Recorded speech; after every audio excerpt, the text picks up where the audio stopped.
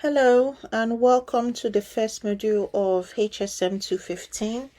For this class, this is going to be an introductory class on health data. This is to say that I'm not going to go into details about a lot of things, but it's just to introduce you to some of the concepts that you may or may not be new to. So because this is an introductory class and this is the first class you'll be having on this course, you are likely going to have a lot of questions. Please know that I welcome all questions and I really do encourage everyone to ask questions because you may find some things not to be clear or find some things to be confusing. So please remember, if there's any aspect of this class, this module that is confusing to you, please ask questions and I will do my very best to clarify as much as possible. If my initial clarification still does not clear the confusion for you, please let me know so that I can try that again. Okay, so let's get into it. For today's class, we have 3 learning objectives. For the first is to kind of define what healthcare statistics is and why health professionals need it, to define data collection, analysis, interpretation, and presentation.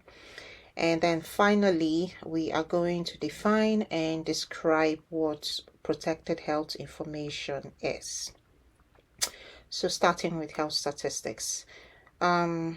So what health statistics, to kind of explain health statistics, think of it in the sense of health information, right? And we need health information to be able to make important decision making for health professionals. If you are going to, let's use for example, advise someone on a medication to take, you need to at least have some information in terms of the efficacy of that medicine and also what potential side effects that may come from that medicine. And the way to be able to give correct information on that is to have information on that, because without the information it becomes very difficult to let the patients know all the things they need to watch out for in terms of side effects and how quickly they can get in touch with the health provider if they start noticing these side effects. So, and we kind of need the application of mathematical principles to data collection, data analysis, interpretation, and presentation of numerical data. And when I say mathematical principles, I mean in sense of we need to, when it comes to statistics particularly and how you kind of look at numbers kind of have this advantage of being sort of universal, whereby the formula that works, for example, in the US is going to work if you are in Afghanistan, for an example. So there are some of these formulas and principles that work with that. So what then happens is when you have these mathematical principles, it doesn't matter where a data is coming from, you are able to interpret it and make decisions out of it. And when you are able to do the analysis, you can now use it for decision making in terms of preventing, managing, or treating health diseases and disorders. So healthcare involves a diverse number of public and private data collection systems. When I say private, I mean the kind of data that is not publicly available. They are data that is publicly available. You can go on the internet and kind of search for those data and you will see it. Some other data are not publicly available. So depending on who you are and what kind of decision you need to make, private data usually have authorized personnel who can access them, but public data, anybody can basically access them and do data collection on that. So a couple of ways to collect data could be through health surveys, it could be through administrative enrollment, in terms of when you sign up for health plan, or your billing records that you get when you interact with the healthcare system. And you can also get a lot of data from medical records, and this can come from hospitals, it can come from physicians, it can also come from insurance plans. So why do we need to know about Microsoft packages or Google packages, and what role does it play in health statistics? So in order to have data, you need to kind of put in the data into whatever source you're using to collect the data. And this is where the Microsoft packages come. And the reason why you kind of need them, or the reason why having a way to enter data, is because there's so many people who are going to use the data. Sometimes the person who is entering the data, actually most times, the person who is entering the data is not going to be the sole user of that data. There's so many other people who are going to use that data, which could be clients, patients, their families, and stuff like that. So there's so many people who are interested in that data, that makes it a very important element of the health statistics, being able to enter data appropriately and in an easy way. So there are a number of software or data software that can be used for data entry and analysis and stuff. You have SAS, you have Python, you have SPSS, which you can use for both analysis, collating and stuff. But these software are not easy to use, especially for untrained personnel or untrained people. But relatively, compared to these softwares, Microsoft packages or Google packages are quite easy to use, and they are pretty very comparatively inexpensive, and does not require extensive training as it does. But of course, it all depends on how much you are using. It's some level of analysis is going to need more training than others, but relatively, these packages are much easier to use, much easier to learn, and a lot more cheaper than these other softwares. So so like I said, relatively easy to learn and apply. And even though it's relatively easy to learn and to apply, it still is very useful when it comes to critical thinking. It's very useful when it comes to information management, and very useful when it comes to problem solving. So just because it's easier to use and easier to apply doesn't mean it's less it's not as useful for this very important decision making that one needs to make with health data. And data from these packages are also very relatively accessible and easy to read formats, especially if you've received some form of training on that. Is a lot easier to use than all of this specialized software. So I'm going to talk a little bit about data collection. Like I said, I'm not going to go into a lot of detail about it. This first class is mainly introductory. So but before I go into it, I just kind of want to define the terms. You may have heard me say some things and you may be wondering, what does all of this means? I think I've mentioned data collection. I've also mentioned data analysis and stuff like that. So want to kind of define what those mean. With data collection, it's interested in the process of gathering and measuring data, and you have different things you want to different information you may want to take. You may be interested in getting data on gender, you may be interested in getting data on income, you may be interested in getting data on where one lives. So depending on the variable of interest you want, the type of data that you want to collect, you can, that this is what you're going to need to go and collect, and you generally want to have a good sense about where you are collecting it. So there is, a systematic fashion in which researchers need to come up with the research question to test their hypothesis and evaluate outcomes. So knowing this systematic fashion helps one to determine what data one needs to collect.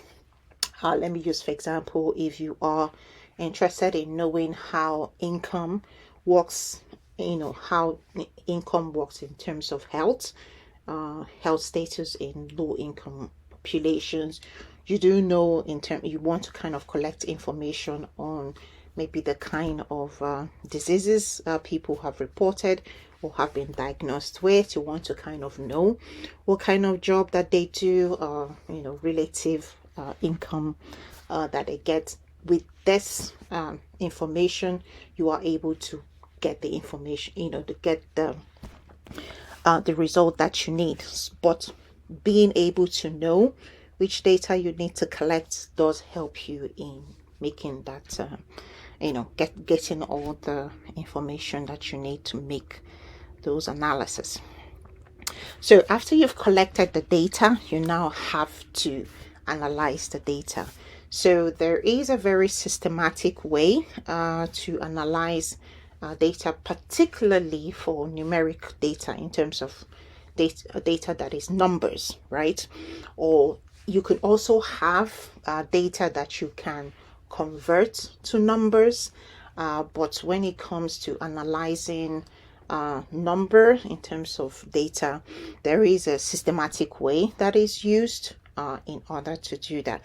Now, the reason why we have this this process, systematic application of statistics, is so that, like I said, if it doesn't have to matter who is doing the analysis or where they're doing the analysis, it should be in such a place whereby, let's just, for example, you are in the US and you do an analysis. Somebody who lives in the UK needs to be able to do the same analysis and come up with the same results that you came up with.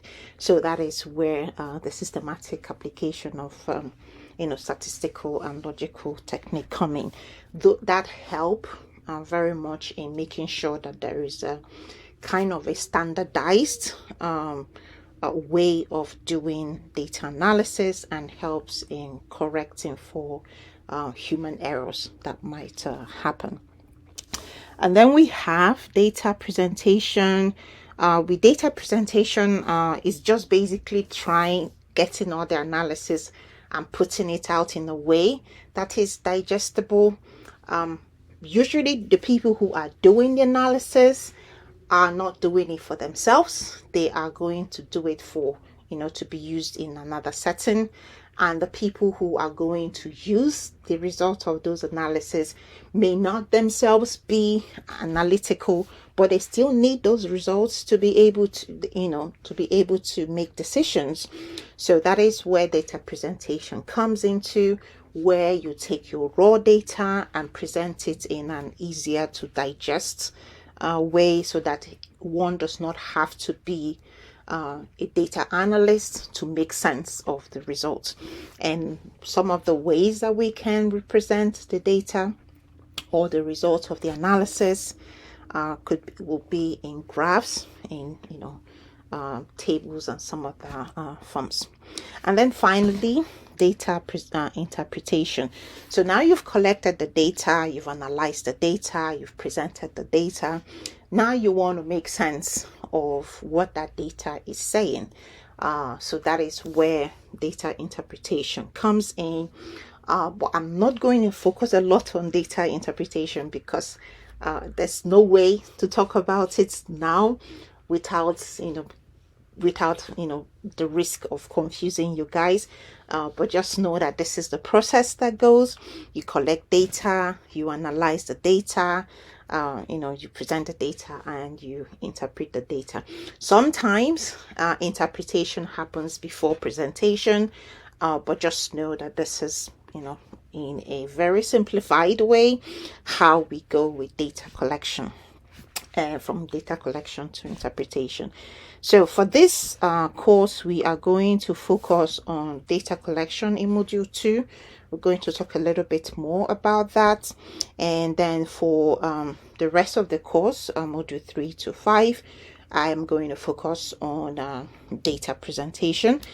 Data analysis and data interpretation are kind of out of scope for this course. You would kind of get into that in HSM 375, just for you guys to know that. So data storage. So now you have collected the data, you have to put it somewhere, right? When you collect the data needs to go somewhere, so that when it's time for decision making, even when it's time for analysis, you are able to retrieve the data that you have collected. And this is where data storage comes into play. You can imagine healthcare providers are dealing with tremendous amounts of health data. It is not possible to analyze them as they are coming. You can do that for some data, but for most, they need to be stored somewhere and get retrieved for when it is time to do that. Even while there is an increasing demand for real-time access to complete a patient record, and this can help, for example, when doctors or physicians are trying to make decisions in terms of what to do, and they need to have a way to kind of know when it's coming, particularly for things that can change. In terms of, let's use for example, if you're monitoring your blood sugar level, you want to be able to have a way of recording those real-time data that is coming out, which helps this clinicians make decisions about your care. And so you need to store all of those data, and there are a couple of ways you can store the data. You can store it using electronic medical data records. You can also store it using electronic health record. So I'm going to explain what these two are and how they kind of differ from one another. So electronic medical data record is more of, I'm going to use an example of when you use your laptop to save your file. If you save it on the desktop, that information is only on your laptop. Nobody can go elsewhere and retrieve that information if they're not getting it from your laptop. So that is an example of what electronic medical record is. It is a digital version of patient's chart, but is usually contained in one practice, and practice in this case using the analogy of a laptop. So it contains the patient's information, their medical history, their treatment history, but it is in one practice. Other practices are not able, they don't have access to that. And also contains a lot of clinical and administrative information during the encounter that happens between patients and providers. It does reflect a lot of styles in job function and knowledge and skill of the provider. Because it's domiciled in one practice, the way that one practice is storing the data may be different from the way another is storing the data. So you can have different formats in which the data is stored, and that is where you could have those practice styles and job information being reflected. Now, electronic health data would be an example of saving your file in Google Drive, for an example, or in iCloud. Now, anybody that has access to your Google Drive gets to see where it is. They don't have to have your laptop to be able to retrieve that information. So that is an example of what electronic health data is. So it does contain the information of health record, but this is coming from multiple people and multiple practices. So it does provide very holistic, a picture of the patient's health. For instance, I do remember when I moved, I used to live in Missouri, and when I moved here to Louisiana, all my health records from Missouri was accessible to the my physician here in the Louisiana. So they get to have a much clearer view of what's going on with my health. That does not only start from when I moved to Louisiana, that does have all the information about, before my time in Louisiana. So it does give a more holistic, long-term view of the patient's health. So electronic health data does integrate multiple physician generated records. So it is possible for a practice to take their electronic medical records and upload it somewhere where it becomes an electronic health data.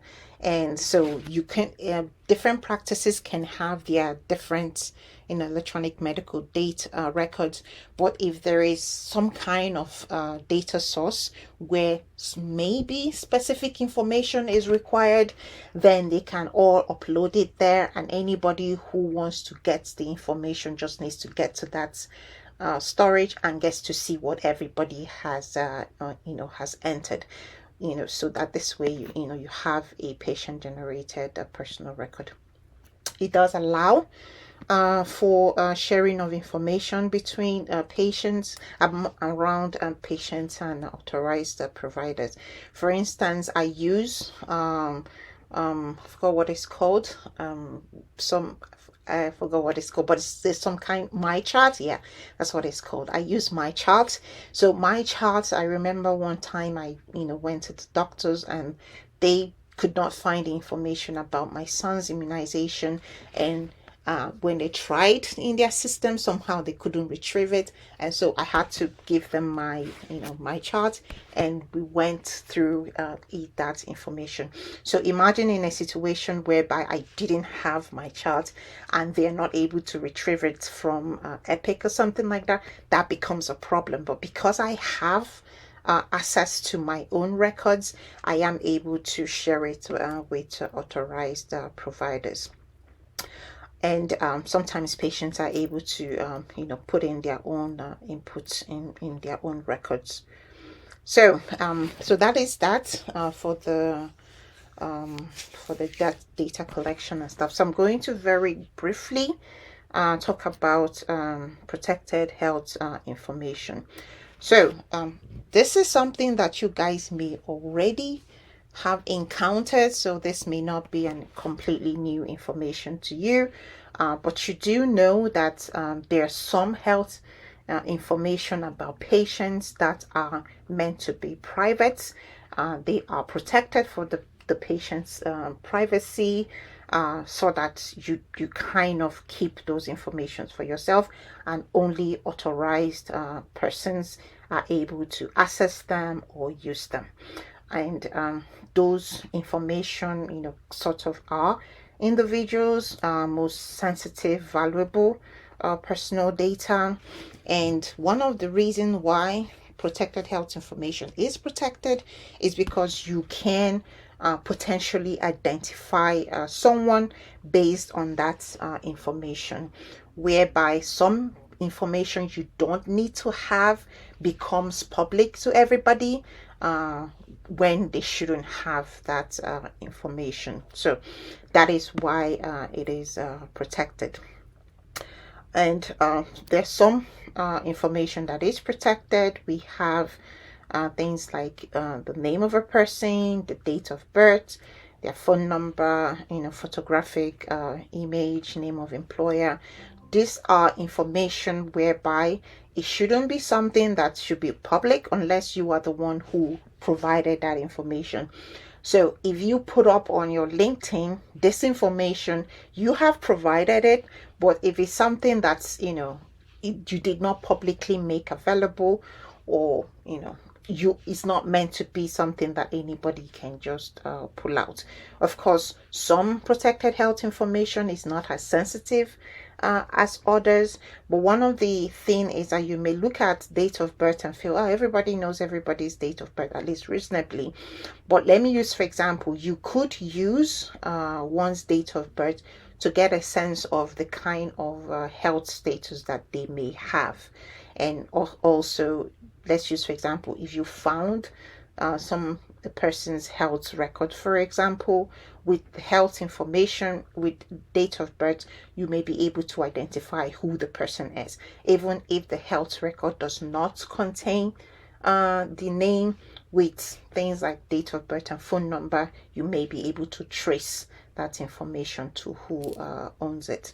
So protected health informations do not just are not just restricted to patients' medical records, meaning the electronic ones. They also cover paper records, doctor's orders, labels, and photos and graphics.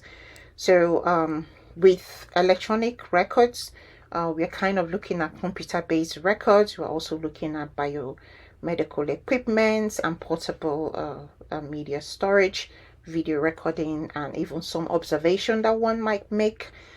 So those are all the protected medical health information. So long as it's related to health, as a health provider, you want to be very careful in terms of how you share those information with persons that are not authorized to have those information. So this is where it's very important. So this is where we end for today's class. Do remember to ask questions if there's any part of this class that was kind of unclear to you, or you feel that further clarification is required. So you have a lovely day. Bye.